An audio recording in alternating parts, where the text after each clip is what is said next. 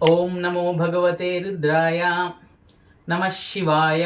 మనము ఆర్ద్ర నక్షత్రము శివ సంబంధిత నక్షత్రము, శివ జన్మ నక్షత్రము అని చెప్తాము. అయితే ఆది అంతములు లేనివాడు పరమశివుడు, సదాశివుడు, అంటే ఎప్పుడూ ఉండేవాడు. ఇలాంటి స్వామికి జన్మ ఏమిటి అని మనకు ఒక ప్రశ్న వస్తుంది.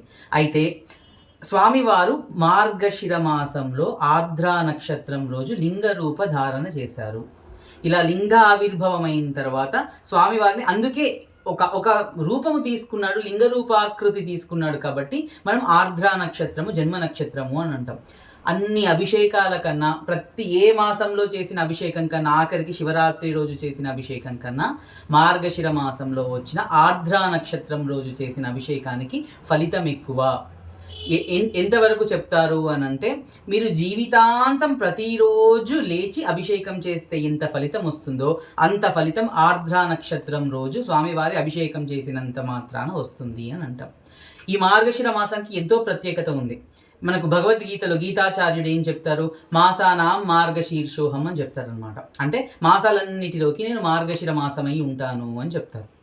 అలాగే ఇంకొక విశేషం ఏం జరుగుతుంది అంటే, మార్గశిర మాసంలో పార్వతీ పరమేశ్వరుల కళ్యాణం కూడా జరిగింది. ఒక సోమవారం రోజు జరిగింది అది.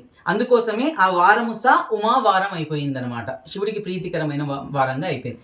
అయితే ఈ ఆర్ద్ర నక్షత్రంకి మనం ఏం చేసుకోవాలి? స్వామివారి 5 ముఖాలను ముందుగా మనం తలుచుకోవాలి. మనకు తెలుసు కదా, స్వామివారికి తత్పురుషాయై నమః, వామదేవాయై నమః, సద్యోజాతాయై నమః, అఘోరాయై నమః, ఈశానాయై నమః అని స్వామివారికి మనము చెప్తాం ధ్యాన శ్లోకంలో. పంచవక్త్రం త్రినేత్రం, 5 తలలు ఉంటాడు, 5 తలలు ఉన్న స్వామి, 3 నేత్రాలు ఉన్న స్వామి అని చెప్తాం అనమాట. ఒక్క తలకి 3 నేత్రాలు చొప్పున. అయితే మనకు సృష్టి మొత్తం ఆవిర్భవించింది స్వామివారి 5 తలల నుంచి అని చెప్తాం. పంచభూతాత్మకుడు, మనకు పంచభూత లింగాలు కూడా ఉంటాయి. అయితే ఈరోజు ఏం చేసుకుంటే ఏం ఫలితం వస్తుంది అని అంటే, స్వామివారికి అభిషేకం చేసుకున్నంత మాత్రాన పెళ్లి కాని వాళ్ళు ముఖ్యంగా పసుపు నీళ్ళతో ఖచ్చితంగా అభిషేకం చేయాలి.